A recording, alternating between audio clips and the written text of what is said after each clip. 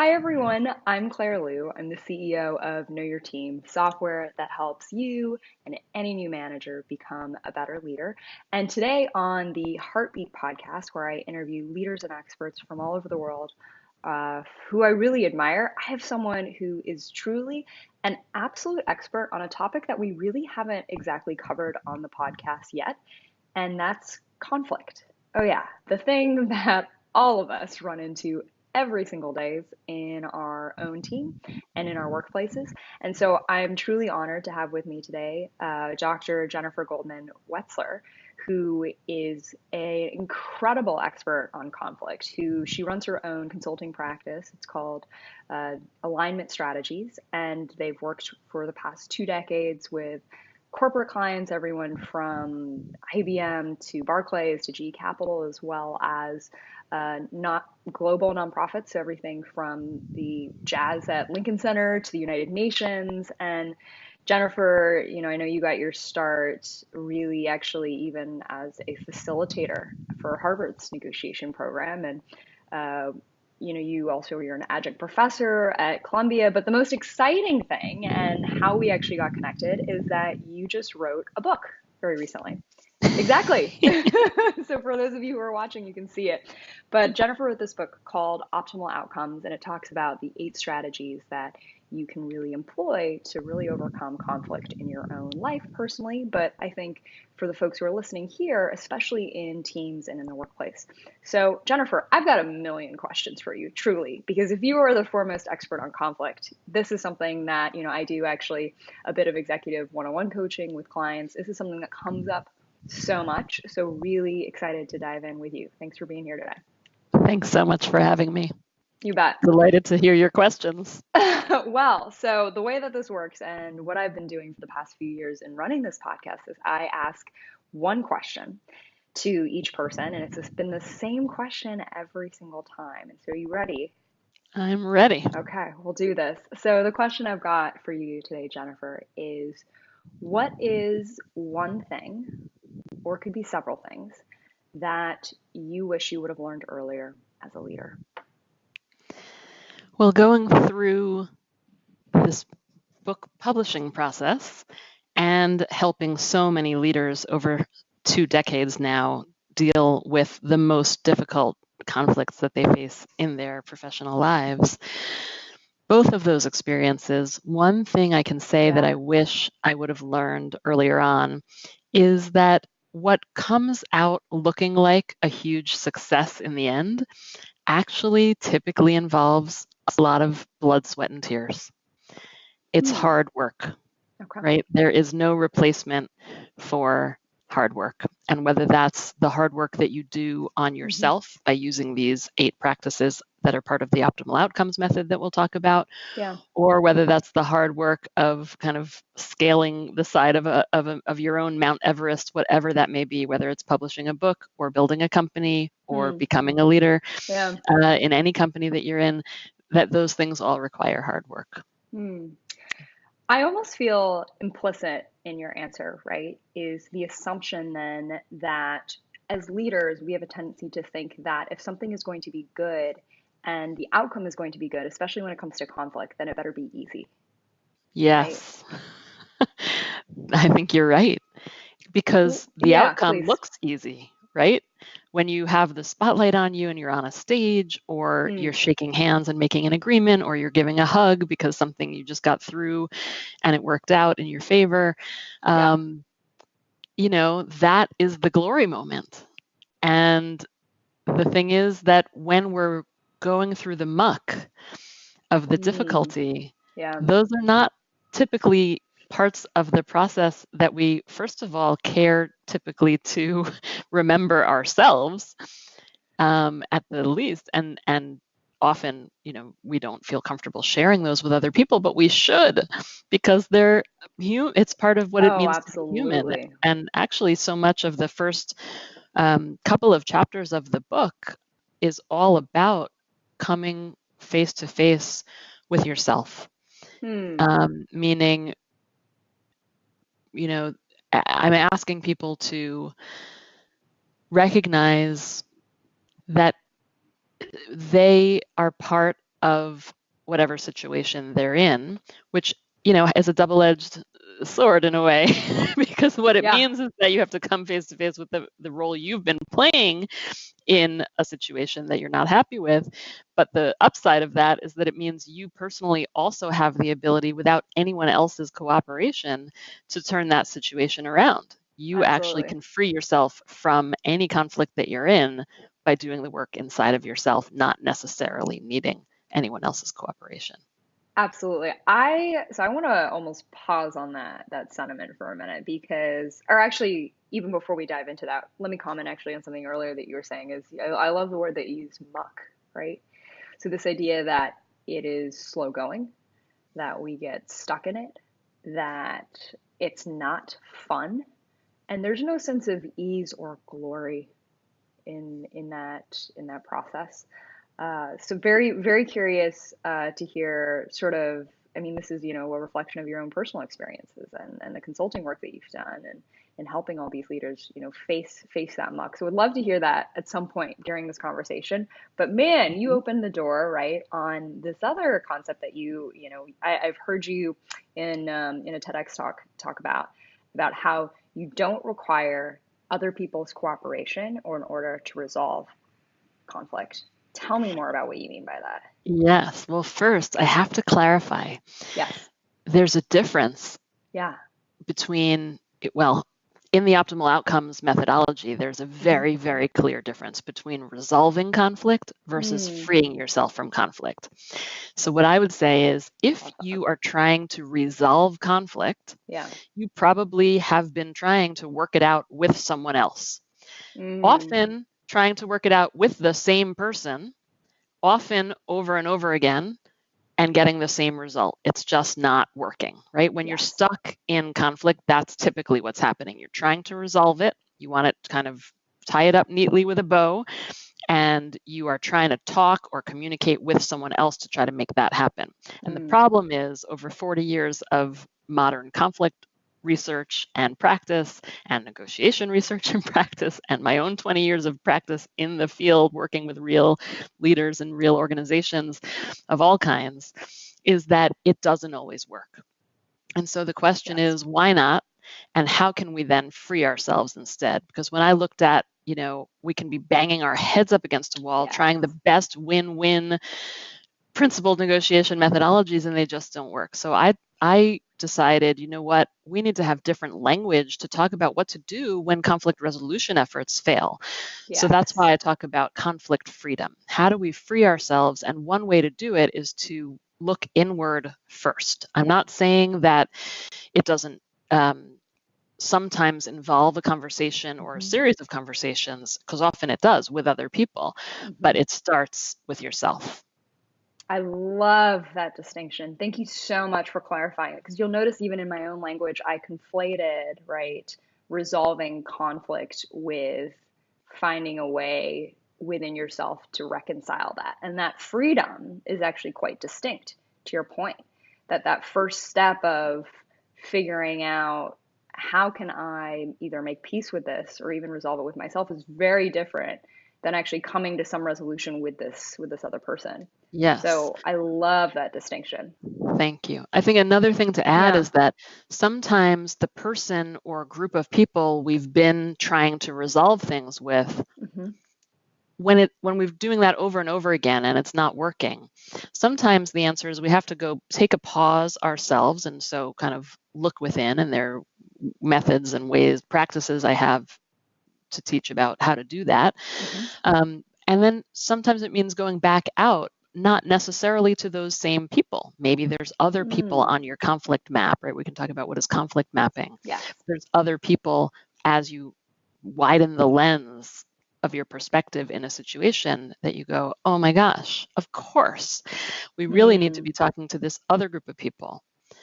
Like the other day, a client of mine said to me, he is a consultant himself, and he's helping a CEO and a board who are in conflict with each other. And it took us about 2 minutes of asking him to create a conflict map to see who else is actually involved here, when he realized, he took a a deep dive into the board itself and realized that there was so much conflict on the board about how to deal with and how to treat that CEO Yes. that the focus on the relationship between the CEO and the board wasn't helpful at this moment because the board had its own stuff to be dealing Exactly. with. Exactly. That zooming out, and would love to dive into the conflict map concept here in a bit, but that zooming out and that recognition of other factors that actually might be at play, and yeah, it clarifies that situation so much for us. Can we dive a little bit, like one layer deeper though, into this notion of starting with yourself when it comes to conflict? Because I'll Mm-hmm. tell you, for whether it's internally in the teams that with the thousands of managers that we work with or executive coaching clients we have, et cetera, that is usually not the place people start Right. when a conflict happens. So tell me a little bit about what that first step looks like, and what you recommend or what you've seen work personally. Yes.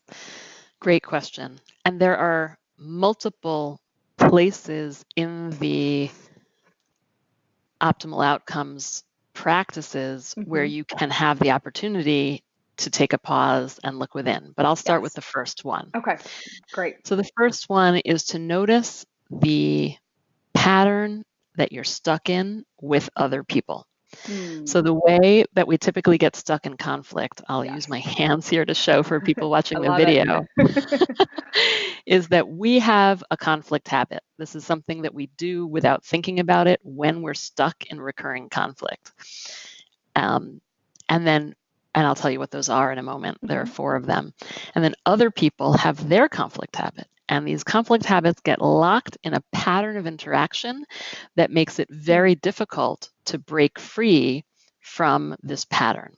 So Hmm. the conflict is kind of going around and around in a circle. I call it the conflict loop.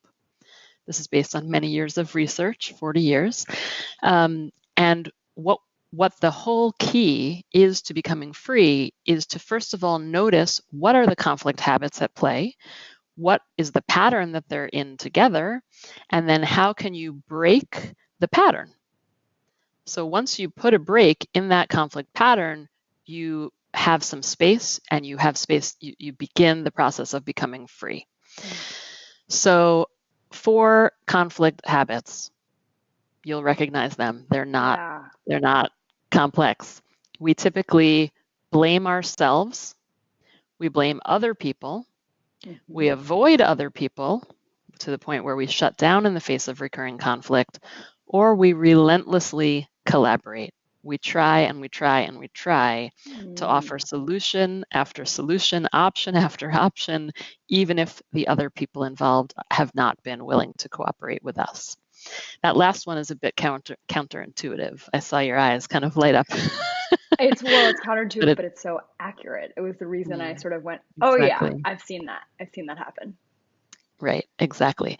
It's the one that nobody wants to talk about because what we're still, after so many decades of saying that collaboration is where it's at and we must collaborate, and of course, we could not get the work done that we need to get done in organizations if we were not able to work cross-functionally, if we were not able to collaborate. And it is so much more useful of a skill and a tool than not having that Sure. capacity. But like any muscle, if we Mm. build out one muscle to the exclusion of all others, it actually becomes a liability in the end. It Mm. becomes our limitation. And so the key is to notice what our own habits are and then ask ourselves, what are the habits of the other people involved in this situation, so that we can identify what is the pattern we've gotten locked in. So a very common pattern people Yes. get locked in on a daily basis all around the world: attack, attack, right? Blame, blame. I'm Yeah. blaming you, you're blaming me. We're stuck in a blame, blame, or blame and attack pattern. Hmm. Another very common one is I'm attacking you and you're shutting down. So you're kind of running away as I continue to try to, blame you Yep. for something. Very hard to quote unquote resolve anything in that case as well.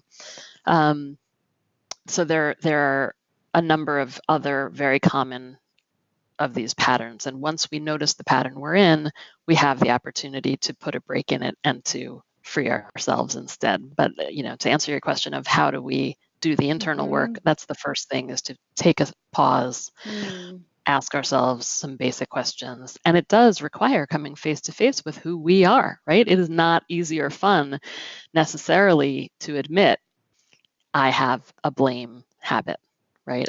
When I'm stuck in conflict, I tend to blame someone else, right? Completely. That's not always so much fun for people to admit, Oh no, we but don't seek helpful, that out, right? I mean, right? so I was actually curious, Jennifer, was what do you think is sort of been the most effective question a person can ask themselves to calibrate and come face to face with the patterns themselves? Mm-hmm.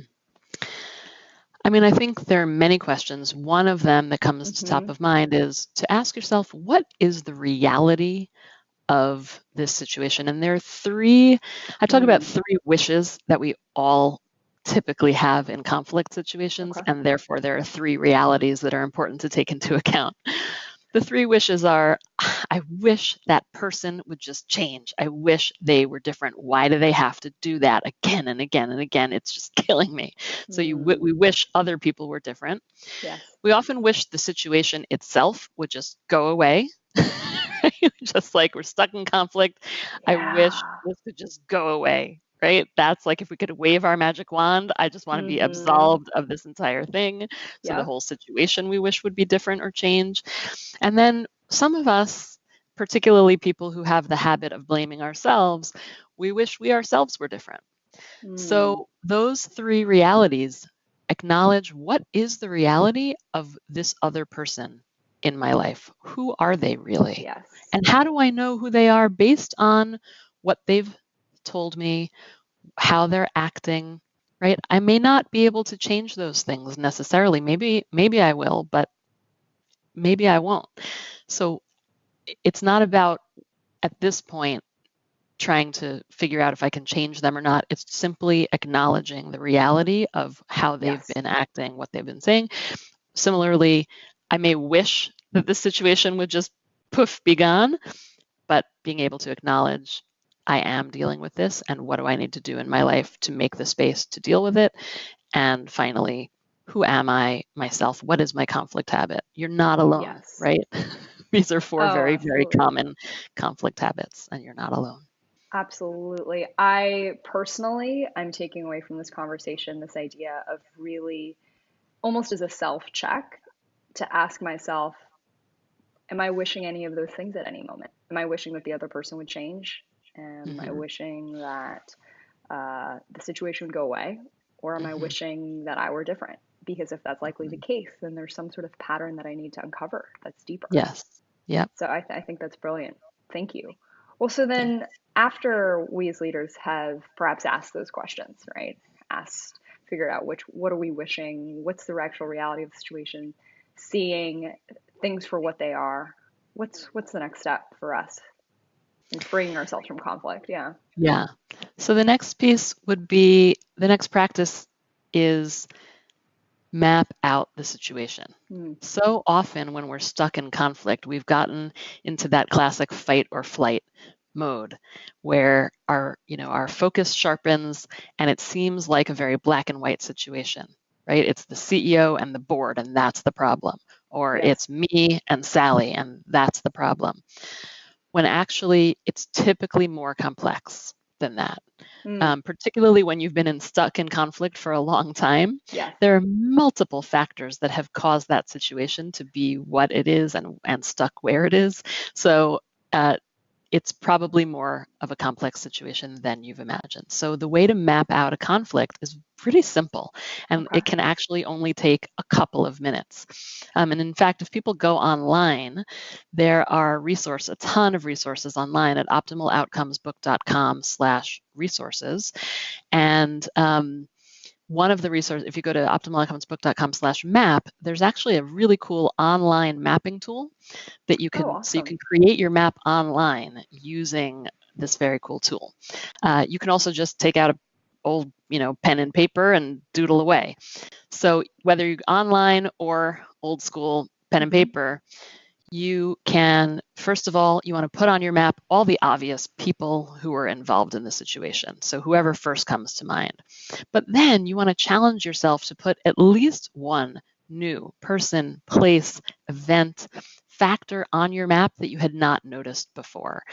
This will help help your thinking become much more creative.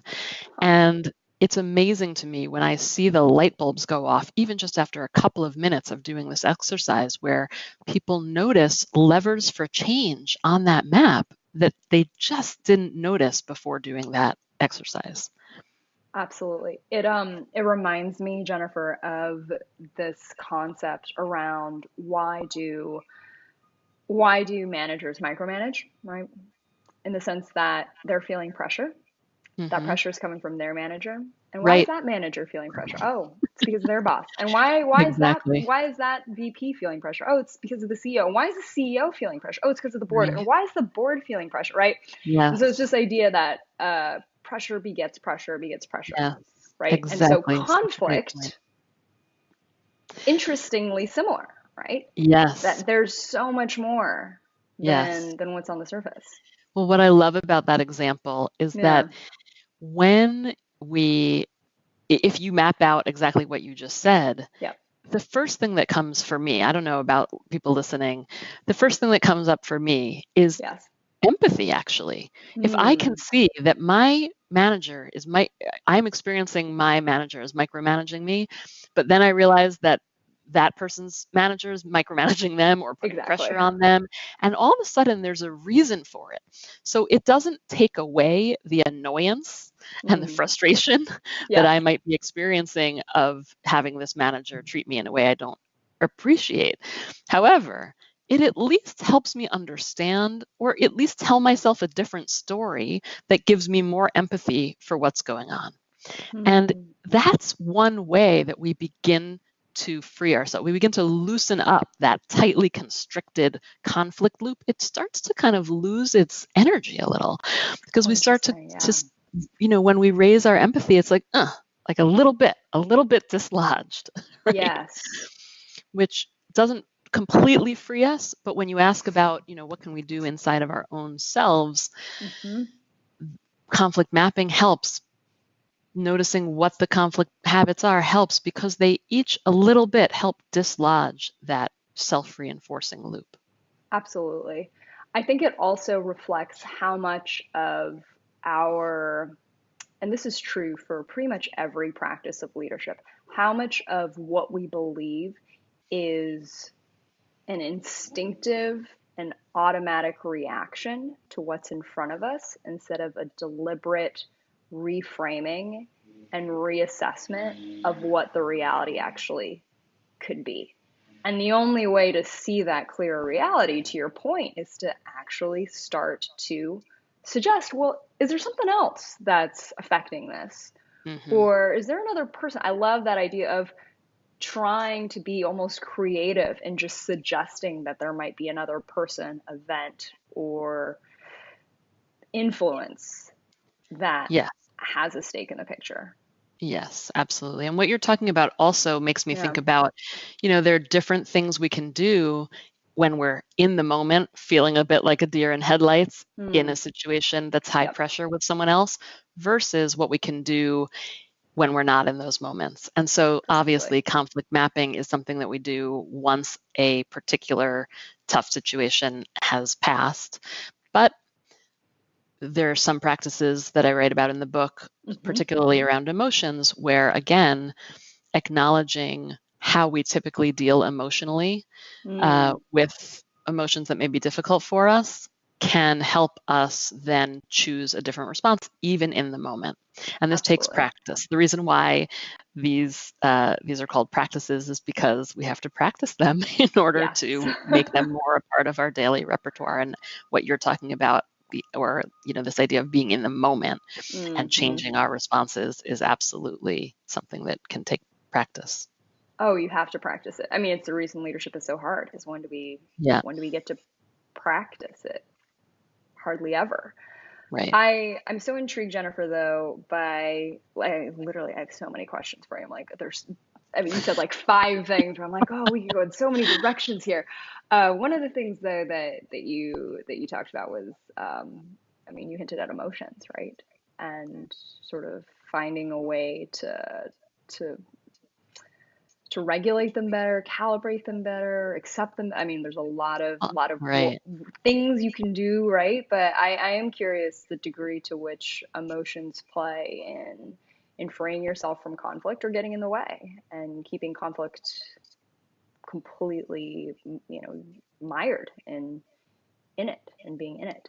So Yeah. yeah, would love to hear Yeah. your thoughts there. Yeah. It is very hard to talk about getting stuck in conflict without talking about emotions because they are so central to Yes. conflict. So I'll say a few things. Hmm. First of all, there are several different ways that we tend to deal with our emotions. I'm not going to go into them now, Okay. but I will say, regardless of, and they're all in the book and they're also online. Actually, people can take an assessment. If you go to Oh, perfect. optimaloutcomesbook.com/assessment, you'll find there are two assessments, the conflict habits assessment and then also the emotion traps assessment. Perfect. So Yep. you can find out how you're getting trapped with your emotions. So, but regardless of which of those emotion traps you tend to fall in, one of the most helpful things we can do is simply to notice what we are feeling. And there are just 5 universal emotions that, again, Dr. Paul Ekman, who's a renowned emotions researcher, he's been behind many shows like Yep. Lie to Me and the movie Inside Out, brilliant man.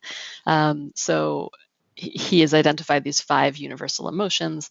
And so, even if you just begin with the most obvious emotions like fear, sadness, anger, uh, um, disgust, or Yep. joy, even if you just start by asking yourself on a regular basis to just take a pause and just notice, what am I feeling today? What am I feeling in this moment?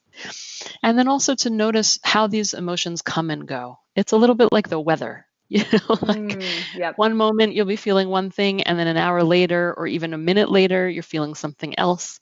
So it's a great practice to pause and just ask, what's going on? How am I feeling? So number one is identifying what are your emotions. And number two, seeing if you can let them settle, right? So um, often when we sit with them, even just for 3 or 5 minutes, whatever we're experiencing will typically settle, but Hmm. not always. So if you look at the classic Buddhist literature, like my favorite Right. monk, Thich Nhat Hanh, a Vietnamese Hmm. monk, advocates this idea of, let the emotions settle and they'll transform into something else. And I believe it. I've had the experience myself. I've helped many clients do that practice. And what I know from helping people through incredibly difficult conflict situations is that it doesn't always work. So then the question is, what do you do then? So here's my advice. Yeah. Um, First of all, ask what your emotions are trying to tell you. Right? Yeah. Typically, for example, and if you've heard the TEDx talk, you've heard me say this, anger says, there's something not right here. Yeah. Fear says, danger ahead. Sadness says, a loss has occurred. And so just allowing ourselves to acknowledge those messages is so powerful because the next question is, given those, whatever message my emotion is trying to send me, what is a constructive action that I can take based on those messages? So Right. if there's danger, well, how can I manage that danger? Is it real? Is it perceived? If it's real, what could I do to deal with that danger? Hmm. If something's unjust, something's not right, what can I do to deal with that injustice? So some of the best, most well-known, most famous civil rights leaders of all time, right? Martin Luther King, Gandhi, Rosa Parks. These are all people who didn't ignore their anger. They harnessed their anger for constructive action. And that is what I'm asking us to do as well, is to use those people those heroes as our guides and say, how could I be like Martin Luther King Jr.? How could I be like Rosa Parks? What could I do to harness my anger in a positive, more constructive way? Absolutely. The analogy you made about emotions sort of being like the weather, right? It made me think about how this idea of noticing your emotions is almost like taking the weather report, right? Yes, And that's right. and just trying to figure out what's going on, right? And based Yeah, off the weather report, depending on where you're trying to go, you can decide, okay, I'm going to, to take this metaphor in a very pedantic direction, but you could say, oh, I'm going to sail this way, or I'm going to walk this way because, it's sunny yeah, out and it's not raining, or the winds are going in this direction, whatever it is, but there's some message there rather than just getting caught up in whatever storm, right? yes, There's something else there. So I absolutely. That's really, beautiful. Thank I you for that appreciate that. metaphor. Oh, I love it. we're I mean, connecting the dots together, use it. Jennifer. Um, One thing that all of this that you're sharing with me, around, especially listening to the message that your emotions are trying to tell you, is something that you talked about in your TED Talk that definitely resonated with me, which was, this idea of shadow values. And I'd love for listeners, here for you to share a little bit about what those are, and then I'll Hmm. respond with why that resonated with me so much. But yeah, could you Great. tell folks here what are shadow values, and how do they relate to conflict? Yes. So all of us have what I call two different types of values. One Okay. is our ideal values, and those are the things that we care about in life that we're proud to say we care about, Hmm. versus our shadow values, which are the things that we care about in life that we are not proud to say that we Yeah. care about. These are the things that we push down, oftentimes beneath the level of our conscious awareness, and we will not admit to them. Hmm. And as you can imagine, when we've pushed down these things that we actually do care about, they often ooze out in ways that are unhelpful and that cause conflict with other people, sometimes even within our own selves, and often for sure with other people. Absolutely. So the key when we're dealing with values in conflict is to notice them. Again, it's a matter of naming them. And in the book, there's a whole, and also online, Hmm. there is a whole packet of a values packet that walks you through a values inventory where you can Hmm. actually look at a whole list of, I don't even know how many, there's probably, let's say 60 values that you can look at and say, these are my top ideal values. And I walk you through the process of how to identify them. And Hmm. then here's, one or two possible shadow values for me. And then, Yeah. of course, I ask you to do the same for taking your best guess at what other people involved in whatever situation you're facing, what their ideal values may be and what their shadow values may be as well. And of course, you can't know for sure.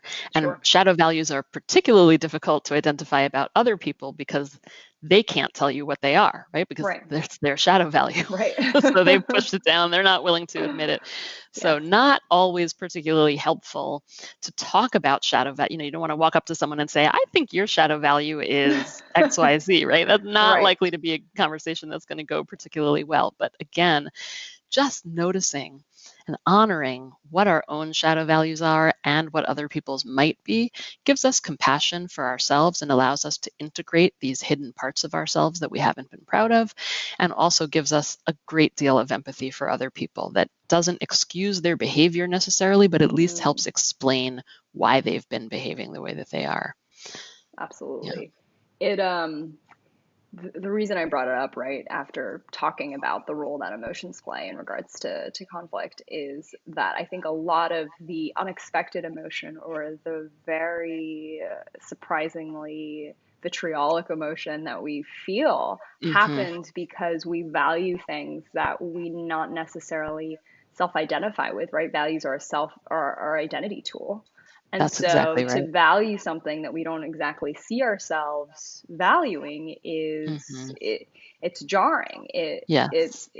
it confuses our sense of self. We don't like to admit it. And so all these emotions start to bubble up, and then they cloud our picture of being able to be free of the conflict.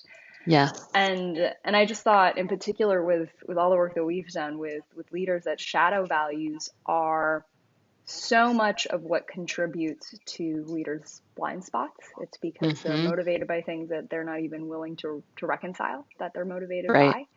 by. Right. And I really appreciate the naming of that concept, because I think it's such a helpful lens for all of us as leaders who are, listening to you and thinking about this, to think, well, what are the things that I value that I'm not necessarily proud to admit? Yes, exactly. Some common ones being things like, Yes, right, status, exactly. recognition, competition. So many of us have been taught, myself included, as particularly often women, as we Mm, grow older, not okay to be competitive, even though being competitive is what got me to where I am in life, right? So it's right. like responsible, and I do it all the Mm. time. I compete all the time, but being unwilling to admit that I do has, Yep, caused conflict with other people.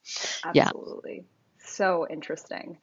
Well, Jennifer, I want to be respectful of your time and don't want to continue, talking to you for 4 hours. I mean, I would like to, but again, I want to be respectful of your time here. So, a last question that I would love to ask is, our world today, it's ridden with conflict. My God.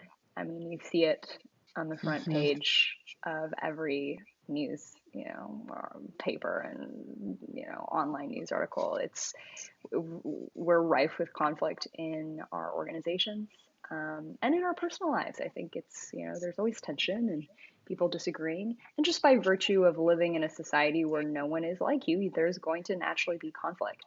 And so, that being the Yeah. case, if there is one thing at all that if you sort of could wave your magic wand and just be like, Hmm. God, if people just got this, we Hmm. would be so much better. And especially for leaders, right, in organizations, Hmm. what would you say to them? Yeah. I would say do something different, do something pattern breaking. And what I mean by Mm, that is yeah, when you find that you are stuck, and of course, this requires doing what we talked about at the very beginning of the right. conversation. Once you notice that you're stuck in one of those conflict loops and Yes. you're stuck, the key is do something different. Yeah. If you've been shutting down, or if you've been blaming yourself, take a look up, pick your head up, and ask yourself, what else could I do instead? As long as what else you do is constructive Hmm. and it's pattern breaking, it's different from what you've done before, it will break the pattern and it will free you in some small way at least, and maybe in a big way from that situation. Absolutely. I so appreciate that advice, because what it's not is trying to influence and manipulate the other person. No. What it's not is blaming the result on an external factor of something that you can't control. Hmm. You've complete agency in your own Yes. actions and Yes. in being pattern breaking. And that's empowering. Well, it also does rely on two of the practices that we haven't had a chance to talk about yet. Yes. So I'll just Yeah. mention two Oh, quick oh, things. please. No, no, no. Yeah, please. One is that, well, we touched on a little bit this idea Hmm. that pattern breaking action takes step by step by step. Mm, So you take the first one and then you build on it. The first one may be inside of yourself. The second one may be reaching out to one other person. After that, you may reach out to a larger group of people. So taking pattern breaking action over time. And then this other idea of thinking ahead. yes. So before you take any pattern breaking action, you want to make sure that it is constructive, and also ask it, think ahead. What might be the unintended consequences of taking XYZ? And be creative, right? So that's another one of the practices, is to use your Yes. imagination, not just your rational thinking brain. So use your imagination and then I feel certain when you put that imagination hat on Hmm. that you're able to come up with so many more ideas about how you could break the pattern than if you were just using your rational thinking brain. Incredible.